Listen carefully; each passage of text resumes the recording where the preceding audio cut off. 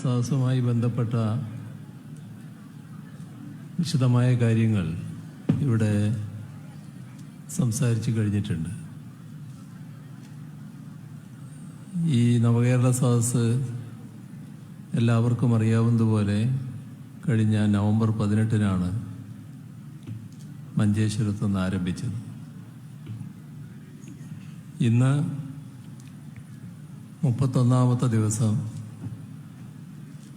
കൊല്ലം ജില്ലയിലെ ആദ്യ പരിപാടി. നമ്മുടെ നാടിൻ്റെ പ്രശ്നങ്ങൾ നാടിനെത്തി നിൽക്കുന്ന നില ഇനി നാം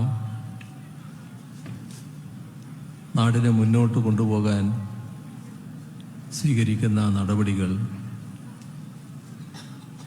അതോടൊപ്പം നാട് മുന്നോട്ട് പോകുന്നതിന്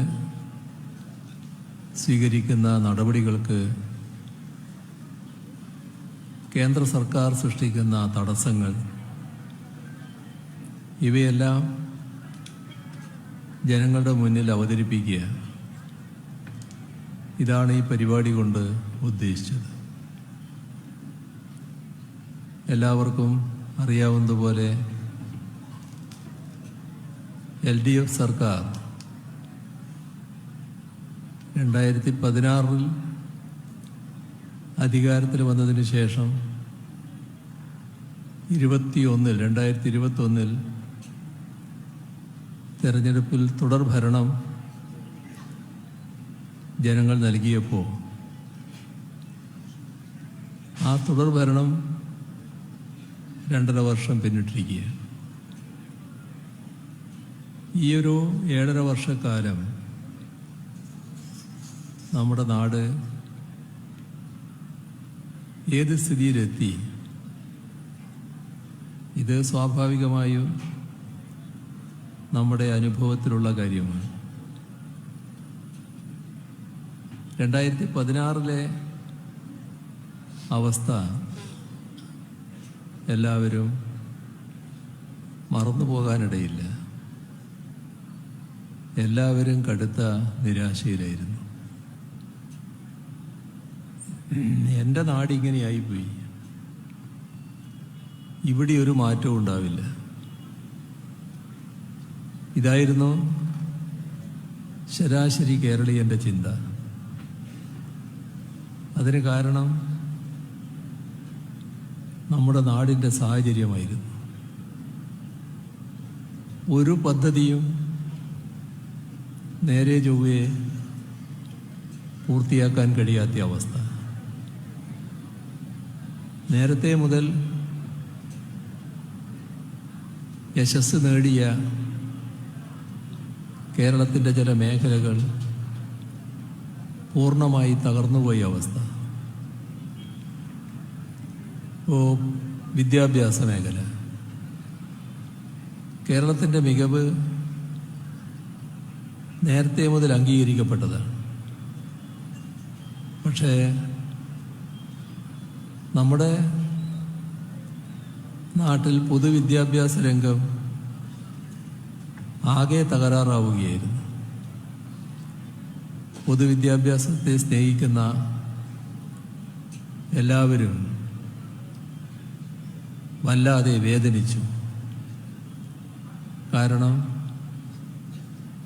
2016 സ്ഥിതിവിശേഷം തുറന്നാൽ കേരളത്തിൻ്റെ പൊതുവിദ്യാഭ്യാസ മേഖല ഇല്ലാതാകുമല്ലോ എന്നതായിരുന്നു ആശങ്ക. ആ കാലത്ത് വലിയ കൊഴിഞ്ഞുപോക്കാണ്, വിദ്യാർത്ഥികളുടെ കൊഴിഞ്ഞുപോക്കാണ് ഉണ്ടായത്. 5 ലക്ഷം വിദ്യാർത്ഥികൾ കൊഴിഞ്ഞുപോയി എന്നായിരുന്നു കണക്ക്. നിരവധി വിദ്യാലയങ്ങൾ ഒരു പുതിയ പേരിട്ട് അനാഥായ കരം ആ പട്ടികയിൽപ്പെടുത്തി അടച്ചിടുകയായിരുന്നു, പൂട്ടിപ്പോവുകയായിരുന്നു. അതേപോലെ തന്നെ ആരോഗ്യരംഗം ആശുപത്രികൾ വലിയ തോതിൽ ഇല്ലായ്മയുടെ പര്യായമായി മാറുകയായിരുന്നു. ഡോക്ടർമാരില്ല, ആവശ്യത്തിന് നഴ്സുമാരില്ല, ആവശ്യത്തിന് സ്റ്റാഫില്ല, വേണ്ട മരുന്നില്ല, ഒരുക്കേണ്ട മറ്റ് സജ്ജീകരണങ്ങളില്ല. അങ്ങനെ ഇല്ല എന്ന പല്ലവി ആശുപത്രികളുടെ കാര്യത്തിൽ നിലനിൽക്കുകയായിരുന്നു. കാർഷിക രംഗം വലിയ തകർച്ചയാണ് നേരിട്ടത്. നമ്മുടെ പൊതുമേഖലാ സ്ഥാപനങ്ങളാകെ വൻപിച്ച തകർച്ചയിലായി. പൊതുമേഖലാ സ്ഥാപനങ്ങൾ കൈയൊഴിയുന്നതെങ്ങനെ, അതിനെക്കുറിച്ചായിരുന്നു ആ കാലത്ത് ആലോചന. പൊതുമേഖലാ സ്ഥാപനങ്ങൾ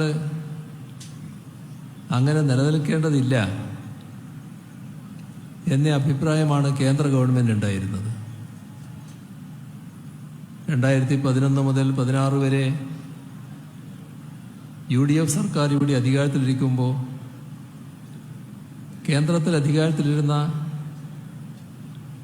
മൻമോഹൻ സിംഗ് ഗവൺമെൻറ്റിനും നരേന്ദ്രമോദിയുടെ ഗവൺമെൻറ്റിനും ഒരേ നയമായിരുന്നു. ആ നയം പൊതുമേഖലയ്ക്കെതിരായതായിരുന്നു. അതേ നയം തന്നെയാണ് ഇവിടെ UDF ഗവൺമെൻറ്റും തുറന്നത്. അതിൻ്റെ ഭാഗമായി പൊതുമേഖലാ സ്ഥാപനങ്ങളാകെ വലിയ നഷ്ടത്തിൽ, തുറന്ന് പ്രവർത്തിക്കാൻ പറ്റാത്ത സാഹചര്യം, എപ്പോൾ ഇല്ലാതാകുമെന്ന ആശങ്ക അതിൽ ജോലിയെടുക്കുന്നവർക്കടക്കം. ഇങ്ങനെ ഓരോ മേഖലയും. ഇനി നാടിൻ്റെ വികസനത്തിന് വേണ്ട മറ്റു കാര്യങ്ങളെടുത്താൽ ആ കാര്യങ്ങളെല്ലാം തടസ്സം. നമ്മുടെ നാടിൻ്റെ വികസനത്തിന് ഗതാഗത സംവിധാനങ്ങൾ ഒരുക്കുക എന്നുള്ളത് വളരെ പ്രധാനമാണ്. ആ കാലത്ത് നാഷണൽ ഹൈവേ വികസിപ്പിക്കുന്നതുമായി ബന്ധപ്പെട്ട് ഭൂമി ഏറ്റെടുക്കൽ, അതിന് സർവകക്ഷി യോഗം തന്നെ ചേർന്നു. ആ സർവകക്ഷി യോഗത്തിൽ ഭൂമി ഏറ്റെടുക്കാൻ പൊതുവായി തീരുമാനമായി. എല്ലാവരും അംഗീകരിച്ചു. ആരുടെയും എതിർപ്പില്ലാതെ ഭൂമി ഏറ്റെടുക്കാൻ UDF സർക്കാരിനെ ചുമതലപ്പെടുത്തി. പക്ഷേ ഭൂമി മാത്രം ഏറ്റെടുത്തില്ല. നാഷണൽ ഹൈവേ പൂർത്തിയാക്കേണ്ടത് നാഷണൽ ഹൈവേ അതോറിറ്റിയാണ്. ഇതൊന്നും ഇവിടെ നടക്കില്ല എന്ന അനുഭവത്തിലൂടെ ബോധ്യപ്പെട്ട അവർ നാടുവിട്ടു. നമ്മുടെ നാട്ടിൽ നിന്ന് മംഗലാപുരത്തേക്ക് ഗെയിൽ പൈപ്പ് ലൈൻ ഇടണമായിരുന്നു, കൊച്ചിയിൽ നിന്ന് മംഗലാപുരത്തേക്ക്. ആ ഗെയിൽ പൈപ്പ് ലൈൻ ഇടുന്നതിനുള്ള സ്ഥലം എടുത്തു കൊടുക്കണം, എന്നാലേ അവർക്ക് ഇടാൻ പറ്റൂ. ഇന്ത്യ ഗവൺമെൻറ്റും ഗെയിലും നിരവധി തവണ സംസ്ഥാന സർക്കാരിനെ സമീപിച്ചു. അവർക്ക് കടുത്ത നിരാശ, ഒന്നും നടക്കില്ല. അവസാനം ഇവിടുത്തെ ഓഫീസും പൂട്ടി ഗെയിൽ സ്ഥലം വിട്ടു. കൂടംകുളത്ത് വൈദ്യുതി ഉൽപാദനം, അവിടുന്ന് കേരളത്തിലേക്ക് വൈദ്യുതി ലഭിക്കാൻ അർഹതയുണ്ട്. വൈദ്യുതി കൊണ്ടുവരാൻ, കൂടുതൽ വൈദ്യുതി വഹിച്ചു വരാൻ നമുക്ക് വൈദ്യുതി ലൈൻ വേണമായിരുന്നു. അതിനാണ് ഇടമൺ കൊച്ചി പവർ ഹൈവേ രൂപകൽപ്പന ചെയ്തത്. ഒരു ഘട്ടം വരെ എത്തി, പിന്നെ ഒരു ഇഞ്ച് മുന്നോട്ട് നീങ്ങില്ല. ഗെയിലുകാർ പലവട്ടം അന്നത്തെ ഗവൺമെന്റിനെ സമീപിച്ചു. സ്ഥലം എടുത്തു കൊടുത്താലേ ഇത് പൂർത്തിയാക്കാൻ പറ്റൂ. ഒരു ഇഞ്ച് അനങ്ങിയില്ല. അവസാനം പവർ ഗ്രിഡ് കോർപ്പറേഷനായിരുന്നു ഇത് പൂർത്തിയാക്കേണ്ടത്. പവർ ഗ്രിഡ് കോർപ്പറേഷനാണ് സംസ്ഥാന സർക്കാരിനെ പലവട്ടം സമീപിച്ചത്. ആ പവർ ഗ്രിഡ് കോർപ്പറേഷൻ ഓഫീസും പൂട്ടി സ്ഥലം വിട്ടു, നേരത്തെ ഗെയിലുകാർ ചെയ്ത പോലെ. ഇതായിരുന്നു കേരളത്തിൻ്റെ അവസ്ഥ. ഒന്നും നടക്കില്ല എന്ന നില. അതുകൊണ്ടാണ് കേരളീയരാകെ കടുത്ത നിരാശയിലായത്. അപ്പോഴാണ് 2016 LDF ഈ തകർന്നടിഞ്ഞുപോയ ഒരു നാടിനെ പുനർനിർമ്മിക്കാൻ തയ്യാറായിക്കൊണ്ട് ഒരു പ്രകടന പത്രിക ജനങ്ങളുടെ മുന്നിൽ അവതരിപ്പിച്ചത്. ആ പ്രകടന പത്രികയിൽ ജനങ്ങൾ വിശ്വാസമർപ്പിച്ചു. അങ്ങനെയാണ് LDF സർക്കാർ അധികാരത്തിലേറിയത്. ആ സർക്കാർ എന്ത് ചെയ്തു എന്നത് നമ്മുടെ അനുഭവത്തിലുള്ള കാര്യമാണ്. ആദ്യം നമ്മുടെ നാടിൻ്റെ നിരാശ, ജനങ്ങളെ ആകെ ബാധിച്ച നിരാശ കുറച്ച് നാൾ കഴിയുമ്പോൾ തന്നെ മാറുന്നതായി നാം കണ്ടു. ഇവിടെ ഒന്നും നടക്കില്ല എന്ന് കരുതിയിരുന്നവർ ഇവിടെ പലതും നടക്കും എന്ന ശുഭാപ്തി വിശ്വാസത്തിലെത്തി. നിരാശ മാറി പ്രത്യാശയായി. ഇപ്പോ നാഷണൽ ഹൈവേ ആർക്കും ആശങ്ക ഉളവാക്കുന്ന കാര്യമല്ല. നാഷണൽ ഹൈവേ യാഥാർത്ഥ്യമായിക്കൊണ്ടിരിക്കുന്നു. പക്ഷേ നമ്മൾ പിഴ കൊടുക്കേണ്ടി വന്നു. എന്താണ് ആ പിഴ? രാജ്യത്താകെ നാഷണൽ ഹൈവേ വികസനത്തിന് നാഷണൽ ഹൈവേ അതോറിറ്റി തന്നെയാണ് പണം ചെലവിടാറ്. നമ്മൾ ഭൂമി എടുത്തു കൊടുക്കാൻ സന്നദ്ധമായപ്പോൾ നാഷണൽ ഹൈവേ അതോറിറ്റി പറഞ്ഞു, നിങ്ങളുടെ നാട്ടിൽ വലിയ വിലയാണ് ഭൂമിക്ക്, ആ വില കൊടുത്ത് ഞങ്ങൾക്ക് എടുക്കാൻ കഴിയില്ല, സംസ്ഥാനം എടുത്തു തരണം. എവിടെയും പറയാത്ത കാര്യം കേരളത്തോട് ആവശ്യപ്പെടുകയായിരുന്നു. തർക്കമായി. നമ്മളെ ന്യായങ്ങൾ നമ്മൾ പറഞ്ഞു. അവസാനം ആ വകുപ്പിന്റെ മന്ത്രി, കേന്ദ്രമന്ത്രി ഗഡ്കരി, അദ്ദേഹവുമായി അടക്കം ചർച്ച നടത്തി. അവസാനമെത്തിയ ധാരണ, നമുക്കിത് ഒഴിവാക്കാൻ പറ്റില്ല, നാഷണൽ ഹൈവേ നമുക്ക് വേണം. ഒരു കടുംപിടുത്തത്തിൽ നാഷണൽ ഹൈവേ അതോറിറ്റി നിൽക്കുന്നു. നമ്മൾ നിർബന്ധിതമാവുകയാണ് എന്തെങ്കിലും ചെയ്യാൻ. അതിന്റെ ഭാഗമായി നമ്മൾ സമ്മതിച്ചു, ഭൂമി എടുക്കുന്നതിന്റെ 25% സംസ്ഥാനം തരാം. 5500 കോടിയിൽ പരം രൂപ, 5600 കോടിയോളം രൂപ നമ്മൾ നാഷണൽ ഹൈവേ അതോറിറ്റിക്ക് കൊടുത്തു. UDF സർക്കാർ കാണിച്ച കെടുകാര്യസ്ഥതയുടെ പിഴയായിരുന്നു അത്. അതുകൊണ്ടാണ് അത് ചെയ്യേണ്ടി വന്നത്. പക്ഷേ നാട് സംതൃപ്തമായി.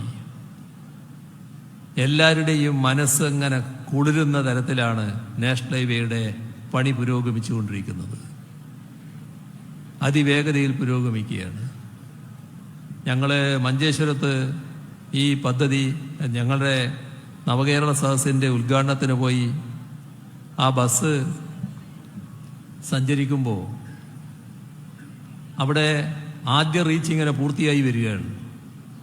പല റീച്ചുകളിലും പൂർത്തിയാകുന്ന പണിയാണ് നടക്കുന്നത്. പക്ഷേ ആദ്യ റീച്ചാണ് മഞ്ചേശ്വരം ആ ഭാഗം. അപ്പം ഞങ്ങൾ ബസ്സിലുള്ള എല്ലാവർക്കും തോന്നി ഇവിടെ ഇറങ്ങി ഒന്ന് കാണാം ഇത്. അങ്ങനെ ഞങ്ങൾ ഇറങ്ങി ആ ഭാഗം കണ്ടു. അപ്പോൾ ഉടനെ നമ്മുടെ ബ്രേക്കിംഗ് ന്യൂസ് വരികയാണ്, ഇതാ ബസ് കേടായിരിക്കുന്നു. വളരെ സന്തോഷം, കാരണം ഇത് കേടായി കിട്ടിയല്ലോ. എന്തായാലും എപ്പോൾ കേടാകാം കേട്ടോ, എനിക്ക് കേടാകുന്നതിലൊന്നും വലിയ ആശ്ചര്യമൊന്നുമില്ല. പക്ഷേ അത് കേടായിരുന്നില്ല, ഞങ്ങളിത് കാണാൻ വേണ്ടി ഇറങ്ങിയതാണ്. അപ്പോഴാണ് ബ്രേക്കിംഗ് ന്യൂസായിട്ട് പോയത്, ഇതാ ഇത് കേടായിരിക്കുന്നു, നവകേരള ബസ് കേടായിപ്പോയി. അത് ഇതിൻ്റെ ഇടയ്ക്ക് ഞാൻ പറഞ്ഞു എന്ന് മാത്രമേ ഉള്ളൂ. ഇന്ന് ആരുടെ ഇടയിലും ആശങ്കയില്ല, ഒരാശങ്ക ആരുമില്ല. ഈ നാഷണൽ ഹൈവേ നടക്കൂലേ എന്നൊരു അനിശ്ചിതത്വമില്ല. അത് പൂർത്തിയായിക്കൊണ്ടിരിക്കുന്നു. മറ്റത് രണ്ടും യാഥാർത്ഥ്യമായി കഴിഞ്ഞു. നടക്കില്ല എന്ന് കരുതി സ്ഥലം വിട്ട ഗെയിൽ തിരിച്ചു വന്നു. ഇപ്പോ ഗ്യാസ് മംഗലാപുരത്തെത്തി, വ്യവസായങ്ങൾക്ക് ഉപയോഗിക്കലാണ്. നമ്മുടെ നാട്ടിലെ അടുക്കളയിലും എത്തുകയാണ്. പാചകവാതകമായിട്ട് കേരളത്തിലെ അടുക്കളകളിൽ ഈ ഗ്യാസ് എത്തിക്കൊണ്ടിരിക്കുകയാണ്. ഇനി അത് കൂടുതൽ വ്യാപിക്കും, വ്യവസായങ്ങൾക്കും ഉപകരിക്കും. വൈദ്യുതി, എടമൺ കൊച്ചി പവർ ഹൈവേ പൂർത്തിയായി വൈദ്യുതി പ്രവഹിച്ചുകൊണ്ടിരിക്കുന്നു. ഇത് നടക്കില്ല എന്ന് കണക്കാക്കിയ കാര്യങ്ങൾ. എന്നാൽ അതോടൊപ്പം തന്നെ കോവളം മുതൽ ബേക്കൽ വരെ ജലപാത, കേരളത്തിൻ്റെ പ്രകൃതി ഭംഗി ആസ്വദിക്കാൻ വരുന്ന ടൂറിസ്റ്റുകൾക്കൊരു ഹരമായി മാറാൻ നാളെ ഇടയുള്ള ജലപാത. കാരണം 600ഓളം കിലോമീറ്റർ ഒരു കനാലിലൂടെ സഞ്ചരിക്കാൻ പറ്റുക, അത് ടൂറിസ്റ്റുകളെ ഹരം പിടിപ്പിക്കും. ആ ടൂറിസ്റ്റുകൾക്ക് ഒരു 50 കിലോമീറ്റർ വരുമ്പോൾ ഒരു ടൂറിസ്റ്റ് കേന്ദ്രമുണ്ടാവും. അവിടെ ഇറങ്ങി അവർക്ക് കുറച്ച് സമയം ചെലവഴിക്കാം, ഭക്ഷണം കഴിക്കേണ്ടവർക്ക് ഭക്ഷണം കഴിക്കാം, അവിടുത്തെ നാടൻ ഭക്ഷണം അവിടെ ഒരുക്കും, അവിടുത്തെ കലാപരിപാടികൾ കാണേണ്ടവർക്ക് കലാപരിപാടികൾ കാണാം, അവിടുത്തെ തൊഴിൽശാലകൾ അവിടെ ഉണ്ടാവും, അവിടുത്തെ തൊഴിൽ. അപ്പോൾ അത് നേരിട്ട് കണ്ട് ചില ഉൽപ്പന്നങ്ങൾ വാങ്ങാം. ചില സാധനങ്ങൾ അവിടെ വിൽപ്പനക്കായി വെക്കാൻ പറ്റും, നാടൻ സാധനങ്ങൾ തന്നെ. അത് ടൂറിസ്റ്റുകൾക്ക് ഹരമാവും. ഈ തരത്തിലുള്ള പദ്ധതിക്കായി സ്ഥലമെടുത്തുകൊണ്ടിരിക്കുകയാണ്. വലിയ തോതിൽ നമ്മുടെ ടൂറിസം മേഖലയെ ശക്തമാക്കാൻ ഉതകുന്ന ഒന്നായിട്ട് ആ പദ്ധതി മാറും. അതിനു പുറമെ ഒരു ഭാഗത്ത് തീരദേശ ഹൈവേ,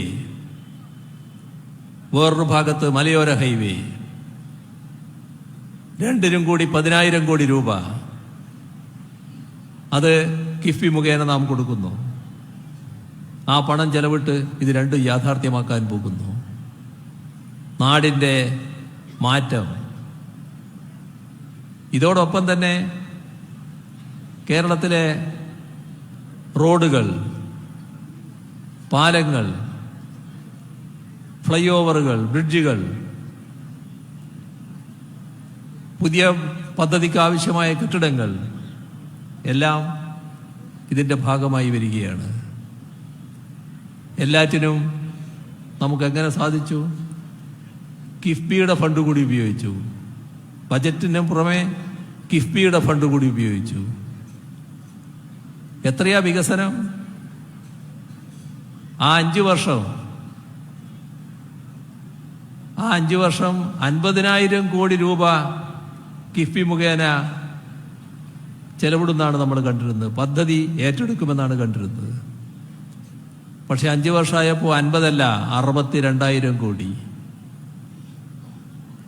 ഇപ്പോ 62-ലല്ല 83,000 കോടി രൂപയുടെ പദ്ധതികൾ കിഫ്ബി മുഖേന നമുക്ക് ഏറ്റെടുക്കാൻ കഴിഞ്ഞിരിക്കുന്നു. ഇതാണ് നാടിൻ്റെ അവസ്ഥ. ഇതിൻ്റെ മാറ്റം എല്ലായിടങ്ങളിലും പ്രകടമാണ്. സ്കൂളുകൾ എങ്ങനെ മാറിയെന്ന് പറയേണ്ടതുണ്ടോ? നേരത്തെ 5 ലക്ഷം കുട്ടികൾ കൊഴിഞ്ഞുപോയെങ്കിൽ അതേ സ്ഥാനത്ത് 10 ലക്ഷത്തിൽ പരം കുട്ടികൾ പുതുതായി വന്നു ചേർന്നിരിക്കുന്നു ഇതേ സ്കൂളിൽ. കാരണം സ്കൂളിൻ്റെ ആ ദുരവസ്ഥ മാറി. നേരത്തെ പൊട്ടിപ്പൊളിഞ്ഞ ഇരിപ്പിടങ്ങൾ, ബെഞ്ച്, 3 കാലുള്ള ബെഞ്ച്, പലതരത്തിലുള്ള തകരാറുകളായിരുന്നല്ലോ. ഇന്ന് എല്ലാ സൗകര്യങ്ങളുമുള്ള വിദ്യാലയങ്ങൾ. ലോകം ശ്രദ്ധിക്കുന്നു. കേരളത്തിന്റെ പുരോഗതി ലോകം ശ്രദ്ധിക്കുന്നു. വലിയ തോതിൽ കേരളത്തിന്റെ വിദ്യാഭ്യാസ മികവ് അംഗീകരിക്കുന്നു. അതിന്റെ ഭാഗമായി ലോകത്തിൽ നല്ല രീതിയിൽ പൊതുവിദ്യാഭ്യാസ രംഗം നടന്നുകൊണ്ടിരിക്കുന്ന ഫിൻലൻഡ് പോലുള്ള രാജ്യങ്ങളുമായി നമ്മൾ കൂടുതൽ ചർച്ച ചെയ്യുന്നു. നമ്മുടെ വിദ്യാഭ്യാസ മന്ത്രി അവിടെയുള്ള വിദ്യാഭ്യാസ മന്ത്രിയും അവിടുത്തെ വിദ്യാഭ്യാസ അധികൃതരുമായി കാര്യങ്ങൾ ചർച്ച ചെയ്യുന്നു. എല്ലാവരും ആ മാറ്റം അംഗീകരിക്കുന്നു. 2016 അവസ്ഥയായിരുന്നു തുറന്നിരുന്നെങ്കിലോ സ്കൂളുകളെ ഇല്ലാതായിട്ടുണ്ടാവും, പൊതുവിദ്യാലയങ്ങൾ ഇല്ലാതായിട്ടുണ്ടാവും. മാറിയില്ലേ? ആരോഗ്യരംഗം എത്ര വലിയ മാറ്റമാണ് ഉണ്ടായത്. നാം ആർദ്രം മിഷനിലൂടെ ആരോഗ്യരംഗത്തെ കാലാനുസൃതമാക്കുകയായിരുന്നു. പഴയതിനേക്കാളും കൂടുതൽ പ്രതാപത്തിലേക്ക് നമ്മൾ പോയി. ആ ശപിക്കപ്പെട്ട നാടുകൾ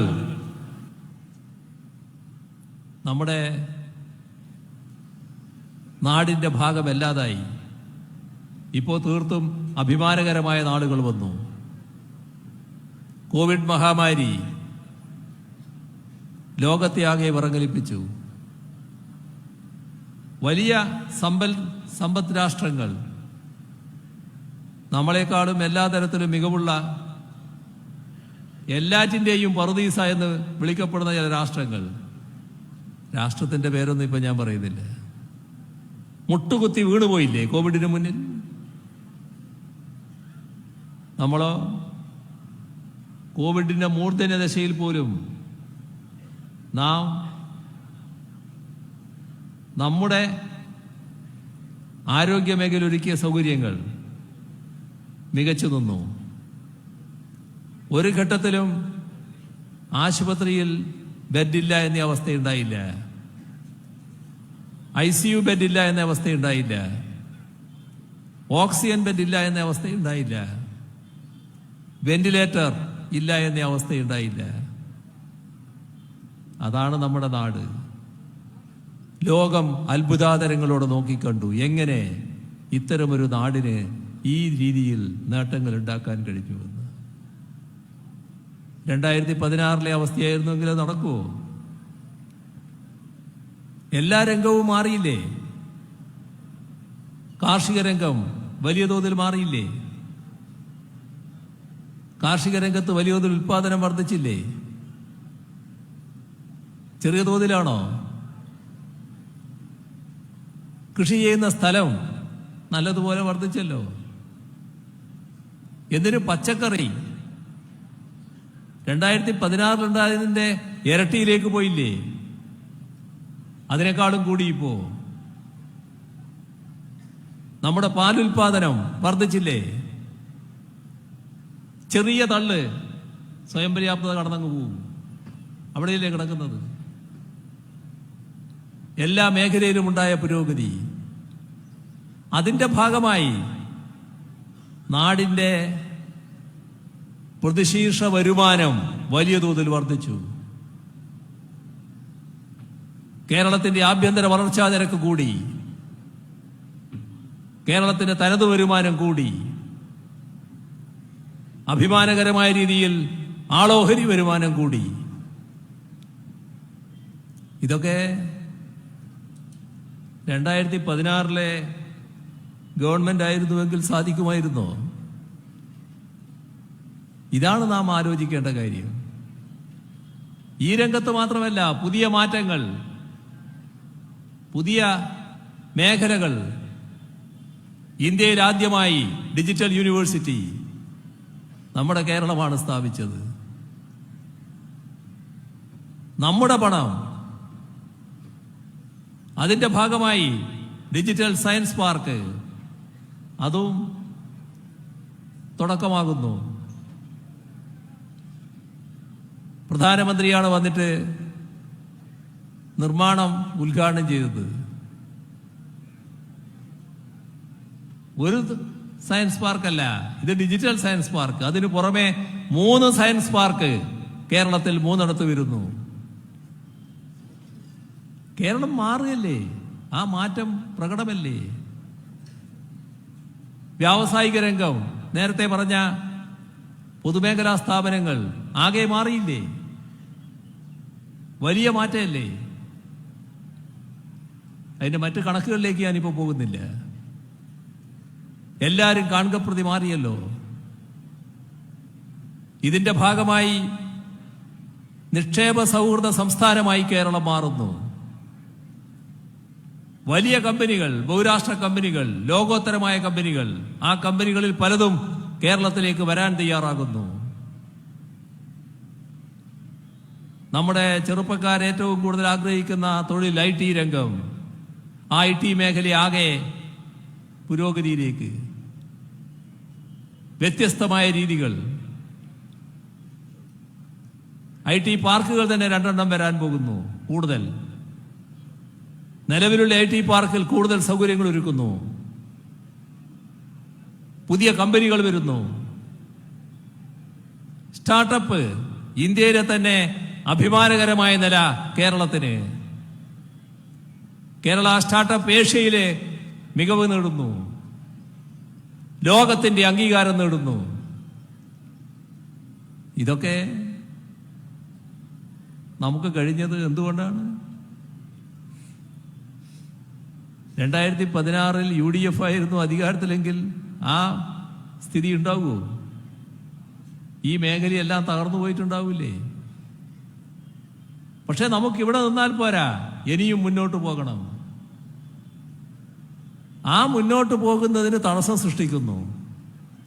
ആ തടസ്സവുമായി ബന്ധപ്പെട്ട കാര്യങ്ങൾ ഇവിടെ വിശദമായി പറഞ്ഞു കഴിഞ്ഞിട്ടുണ്ട്. ഞാനതിൻ്റെ ഒരു ആവർത്തനത്തിലേക്ക് കടക്കുന്നില്ല. കേന്ദ്ര ഗവൺമെന്റാണ് തടസ്സം സൃഷ്ടിക്കുന്നത്. എന്താണ് തടസ്സത്തിന് കാരണം? ഏതൊരു സംസ്ഥാനത്തിന്റെയും പുരോഗതിക്ക് ആവശ്യമായ പിന്തുണയും സഹായവുമല്ലേ കേന്ദ്ര ഗവൺമെന്റ് ചെയ്യേണ്ടത്? ഈ 7 വർഷം കേന്ദ്ര ഗവൺമെന്റിന്റെ നിഷേധ സമീപനം കാരണം കേരളത്തിന്റെ കയ്യിലെത്തേണ്ട പണം വലിയ തോതിലാണ് കയ്യിലെത്താതിരുന്നത്. അത് 10ഓ 100ഓ കോടിയല്ല, 1000ഓ 10000ഓ കോടിയല്ല, 1,07,500 കോടിയിൽ പരം രൂപ ഈ 7 വർഷം കൊണ്ട് കേരളത്തിന്റെ കയ്യിലെത്തേണ്ടത് എത്തിയില്ല. കേന്ദ്ര ഗവൺമെന്റ് നിഷേധ സമീപനം കാരണം. കേന്ദ്ര ഗവൺമെന്റ് വാതിൽക്കൽ പലവട്ടം മുട്ടി. അവരോട് പോയി സംസാരിച്ചു, കേൾക്കുന്നില്ല, കേട്ട ഭാവം നടിക്കുന്നില്ല, നിവേദനങ്ങൾ കണ്ട ഭാവം നടിക്കുന്നില്ല. അവസാനം ഇന്ത്യയുടെ പരമോന്നത കോടതി, ആ കോടതിയുടെ മുന്നിൽ രാജ്യത്തിന്റെ ഫെഡറൽ ഘടന തകർക്കുന്ന കേന്ദ്ര ഗവൺമെന്റിന്റെ നയം ഭരണഘടനാ വിരുദ്ധവും നിയമവിരുദ്ധവും കേരളത്തിലെ നിയമസഭയുടെ അധികാരം അംഗീകരിക്കാത്തതുമായ ആ നടപടികളെ ചോദ്യം ചെയ്തുകൊണ്ട് ബഹുമാനപ്പെട്ട സുപ്രീം കോടതിയെ സംസ്ഥാനം സമീപിച്ചിരിക്കുന്നു. ആ ഘട്ടത്തിൽ നേരത്തെ ഇവിടെ പറഞ്ഞല്ലോ, ഈ നവകേരള സദസ്സ് ബഹിഷ്കരിച്ച UDFന്റെ നടപടി. അവരോട് ഈ ഘട്ടത്തിൽ ഞങ്ങൾ അഭ്യർത്ഥിച്ചു, ഇത് നമ്മൾ തമ്മിൽ തർക്കിക്കേണ്ട ഘട്ടമല്ല. നമുക്ക് ഒന്നിച്ച് നിൽക്കാനാകണം. സാങ്കേതികമായി ഒന്നിച്ചല്ല എന്ന അവസ്ഥയുണ്ടാക്കരുത്. നമുക്കൊന്നിച്ച് കേരളത്തിന്റെ ആവശ്യം ഉയർത്താൻ പറ്റണം. നിങ്ങൾ സഹകരിക്കണം. അതിനുവേണ്ടി നിങ്ങളുമായി ചർച്ച ചെയ്യണമെങ്കിൽ ആ ചർച്ച നടത്താൻ തയ്യാറാണ്.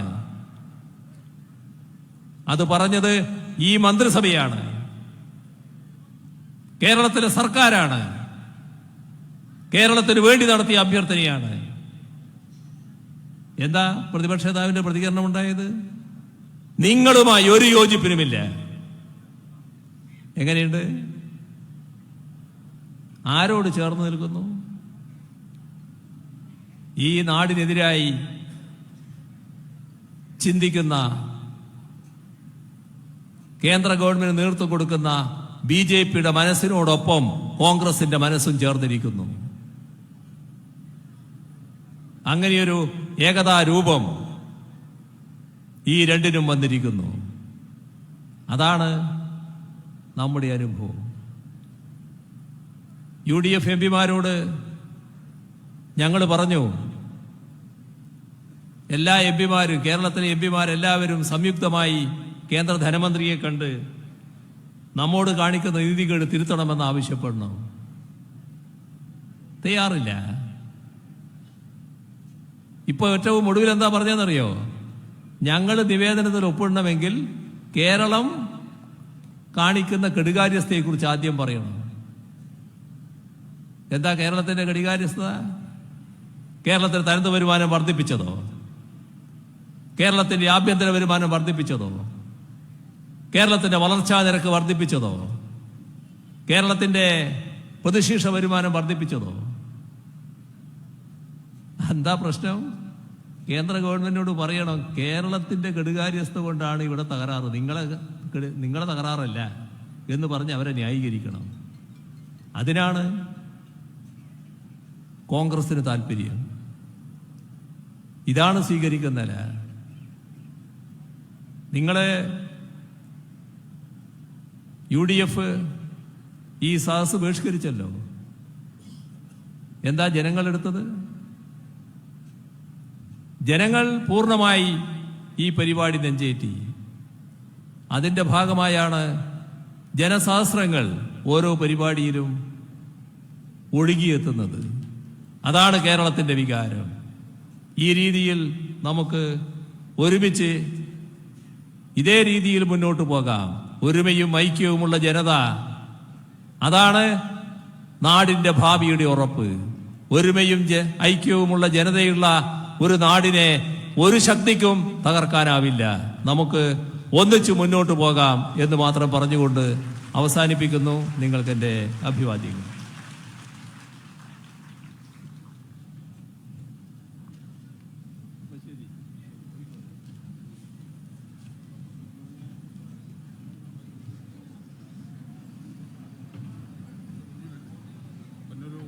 ഭക്ഷണം